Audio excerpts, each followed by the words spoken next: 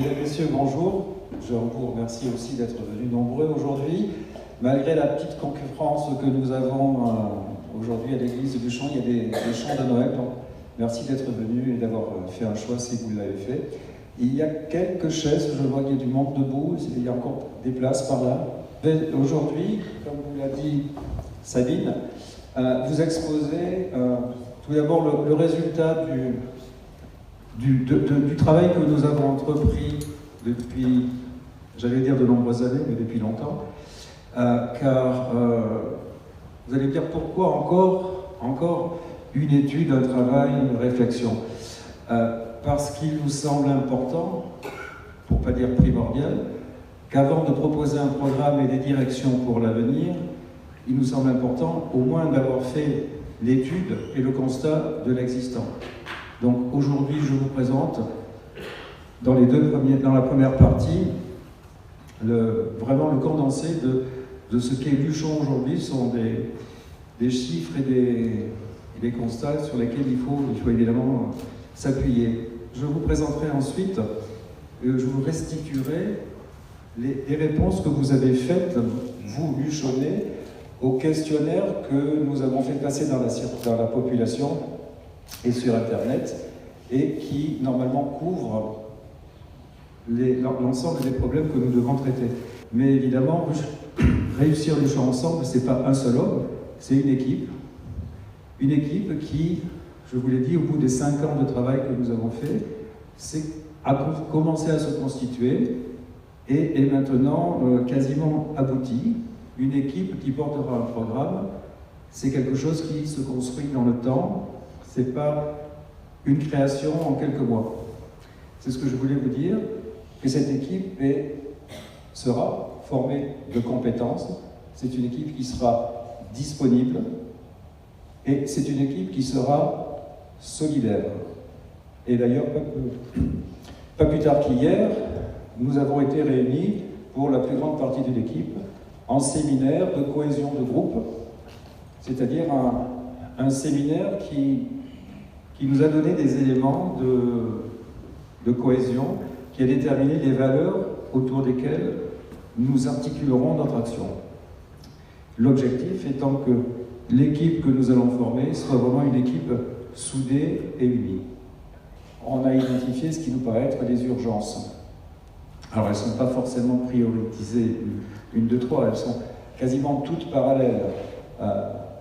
La première, et c'est une évidence, c'est que le thermalisme, pour toutes les raisons qu'on vient de citer, doit redevenir chez nous le moteur économique qu'il n'est plus ou qu'il n'est en passe de disparaître. Vous avez vu qu'un touriste, un curiste dépense 2 000 € en moyenne. Si on retrouve 3 000 curistes, c'est tout simplement ce qu'on a perdu. On retrouve 6 millions d'euros sur la ville. Et le Centre national des établissements thermaux donne même d'autres chiffres et qui incitent vraiment à redévelopper le thermalisme. C'est que 100 curistes génèrent 6 emplois directs ou indirects dans la ville. Que ce soit en emploi direct dans les thermes ou en emploi indirect dans les restaurants, les meublés, les commerces. Donc si on retrouve 3 000 curistes, je vous laisse faire le calcul, vous verrez le nombre d'emplois directs et indirects que ça redonnera à Luchon, et un emploi direct, c'est en général synonyme d'un foyer, une famille. Donc si on retrouve 60 ou 100 familles, on commence à inverser la chute de population dont on a parlé au début. Et peut-être que comme ça, on arrivera à redresser un peu la barre. Donc le thermalisme, c'est vraiment fondamental. Et vous avez vu que Robert Pigassou nous a fait l'honneur d'être là aujourd'hui et de présider notre comité de soutien. Grâce à Robert Pigassou, depuis plusieurs années que nous nous penchons sur le problème de Luchon, nous avons rendu visite à des stations thermales pour nous rendre compte des réalités, de ce qui se fait ailleurs. Tous les cas sont différents, mais le système général est partout le même.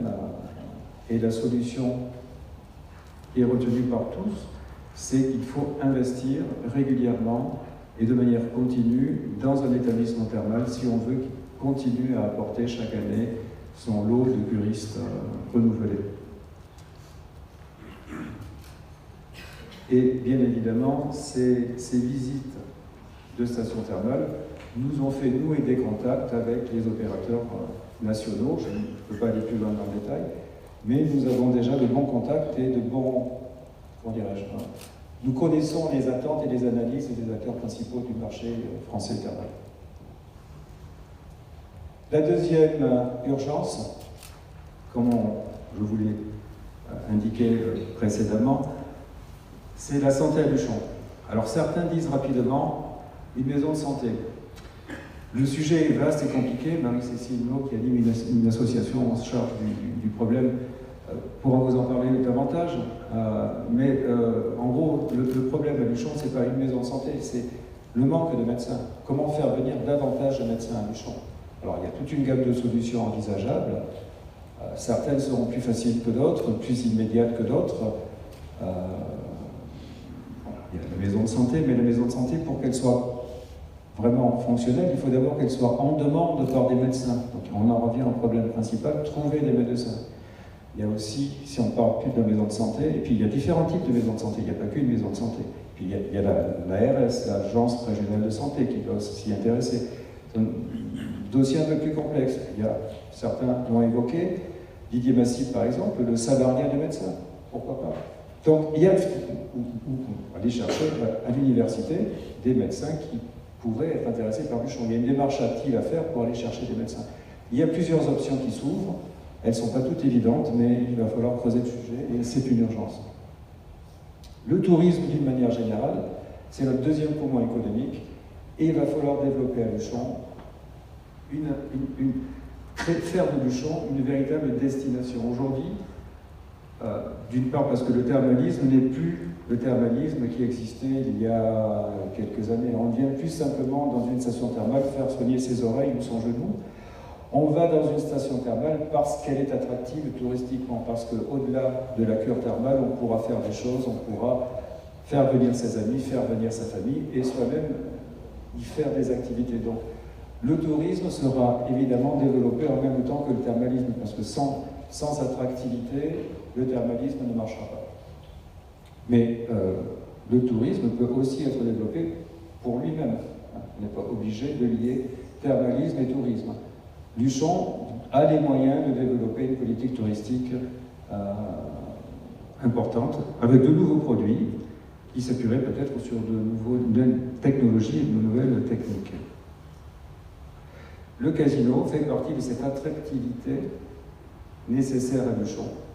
Alors quand on dit casino, le temps a passé, c'est peut-être plus le casino il y a 100 ans qu'on retrouvera. Les grands jeux, la baccarat, la roulette, c'est peut-être moins important aujourd'hui que ça l'était. Là, je laisserai parler les professionnels. Mais nous avons un magnifique bâtiment derrière nous qui peut, en plus du casino, des jeux, accueillir d'autres activités complémentaires. Et c'est ce vers quoi se dirigent maintenant la plupart des gestionnaires nationaux de casinos, c'est qu'ils développent des activités culturelles ou des animations en plus de leurs revenus casinotiers qui sont maintenant en voie de diminution. Une urgence aussi qui se dégage de toutes les réponses qu'on a obtenues, c'est l'entretien général de la ville. Pas seulement la propreté, qui en est un élément, mais tout ce qui fait qu'une ville doit être belle et accueillante. On pourra revenir sur le sujet si vous le souhaitez. Et ceci pour évidemment le confort de vie des Luchonnais, mais aussi si on veut, tout est lié, si on veut vraiment retrouver une attractivité, un tourisme digne de ce nom, il faut que la ville soit agréable à regarder, et agréable où on se sente accueilli. Voilà ce que rapidement je voulais vous dire. Une conclusion toute simple qui vous dit notre travail sur les dernières années, ça a été un travail de compilation, d'analyse, c'est vrai, mais c'est un travail qui n'est pas resté théorique, un travail concret qui s'est appuyé sur la réalité du terrain et, comme je vous le disais au début, qui est vraiment nécessaire à la construction d'un programme réaliste, ambitieux. Susanna.